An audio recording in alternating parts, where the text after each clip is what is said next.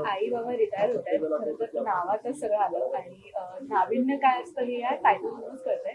ताई, ह्या आधी तुम्ही जी मालिका केली त्याच्यामध्ये तुम्ही एक बिझनेस वुमन दाखवली आणि याच्यामध्ये गृहिणी. तर ते कॅरेक्टर शिफ्ट आणि किती एन्जॉय करतात त्याची फेज आणि ही भूमिका. खूप मजा येते कारण काय असतं प्रत्येक भूमिका आपण कुठेतरी प्रत्येक भूमिकेत थोडंसं स्वतःचं रिफ्लेक्शन बघत असतो. ऍट द सेम टाइम आपल्याला अरे ही बाई अशी कशी वागू शकते असं पण वाटत असतं. त्याच्यामुळे ती भूमिका अंगी बाणवून त्याच्यातलं म्हणजे आपण म्हणूया तसं थोडंसं मी मेथॉडिकल ऍक्टर आहे. त्यामुळे मी जेव्हा भूमिका करते तेव्हा मी त्याचा एक पहिल्यांदा काय म्हणूया एक बॅक स्टोरी लिहिते माझ्यासाठी, एक निबंध लिहिण्यासाठी की आत्ता मला ही शोभा किल्लेदार वयाच्या दर 55-60व्या वर्षी भेटते.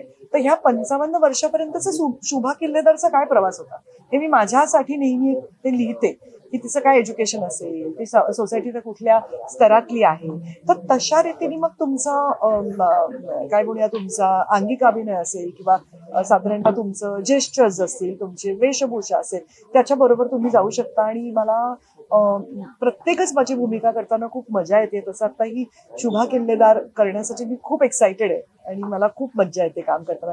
सोबत मंगेश कदम आहेत जे स्वतः एक अप्रतिम अभिनेते आहेत. सहज डायलॉग बोलायची पद्धती, त्यांची जी शैली आहे ना, खास शैली, आणि स्वतः एक दिग्दर्शक असल्यामुळे एक खूप छान तो ना सीन मध्ये असं मस्त एक रंग भरतो. तर खूप मजा येते मला काम नाही. आणि कुठलाही कलाकार तुमचा को ऍक्टर जर चांगला असेल तर तुमचं कलाकाराचं काम आपोआप एनहान्स होतं. आणि निवेदिताचा आत्ता इतक्या वर्षांचा अनुभव मालिकांचा, सिनेमाचा, तो म्हणजे, आणि ती आम्हाला इतकं कम्फर्ट करते ऍक्टर म्हणून की सतत रिहर्सल करणे. रिहर्सल मला वाटत नाही आता कोण फार रिहर्सल करत असेल सिरियल. प्रॉब्लेम आपण दोघंही थिएटर मधून आल्यामुळे आम्हाला दोघांनाही रिहर्सल आम्ही खूप भर देतो. त्यामुळे छान वाटतं कारण त्या रिहर्सल मधनच तुम्हाला काय करायचंय, कुठे जायचंय, कुठे पोहोचायचंय हे तिथे ठरतं. शेवटच्या क्षणी इट्स इज रिहर्स. कारण मी स्वतः खूप मेथॉडिकल ऍक्ट्रेस असल्यामुळे I am very comfortable doing rehearsals आणि तोही तसा असल्यामुळे आम्हाला ती मजा येते काम करते. मालिकेचा जो विषय की आई आणि बाबा रिटायर होत आहे, खरं तर कलाकारांचं आयुष्य खूप जास्त बिझी असतं, तर तुमचं शेड्यूल खूप पॅक असतं, काम सतत चालू असतं. ह्या सगळ्या धकाधकीच्या आयुष्यामध्ये असं एका पॉइंटला कधी वाटलंय का की आता थोडंसं थांबावं आणि थोडंसं निवांत आयुष्य जगावं, असं कधी वाटलंय? मी माझ्या बाबतीत सांगायचं तर सांगेन, आम्ही अशा प्रोफेशनमध्ये आहोत जिथे रिटायरमेंटचं एजच नाही. आम्ही आमचं हे प्रोफेशनच इतकं ग्रेट आहे की आज अशोक कुमार बघ ना, ते 80व्या वर्षापर्यंत काम करत होते. अशोक सराफ 77व्या वर्षी सुद्धा एक मालिका सुद्धा करतात. सो आमच्या प्रोफेशनला there is no age for retirement. जी तुम्हाला वाटेल तितकं तुम्ही काम करत राहा अशा. आणि परत काय आहे, 9 ते 5 आपण एकच काम सतत करतोय असं पण नाही. प्रत्येक वेळेला तुम्ही वेगळं काम करताय, त्याच्यामध्ये नाविन्य आहे, वेगळा चॅलेंज आहे, वेगळी को ऍक्टर्स आहेत, वेगळी माणसं आहे, वेगळी टीम आहे. तर आमच्या प्रोफेशनमध्ये रिटायरमेंट मला वाटत नाही मी घेईन कधी. मला मी गॅप घेईन की चल आता वर्षभर आपण जरा दुसरं काहीतरी करू बघू. पण तरी पुन्हा मला नाटक करावंसं वाटणार, मला पुन्हा मालिका करावीशी वाटणार, मला पुन्हा एखादा सिनेमाचा करावासा वाटणार.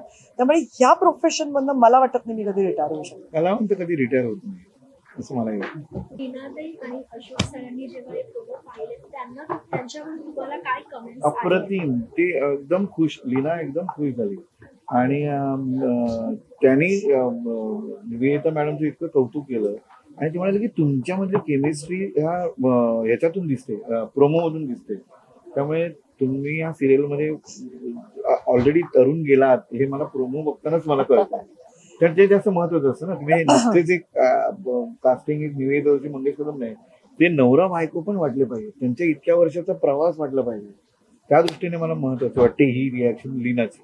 निवेदिता मॅम, तुम्ही अशोक सरांना डेफिनेटली सांगितलं असेल, त्यांची रिएक्शन आली असेल, पण या मालिकेबद्दल तुम्ही अनिकेतला सांगितलं का आणि त्याच्याकडून काय ते?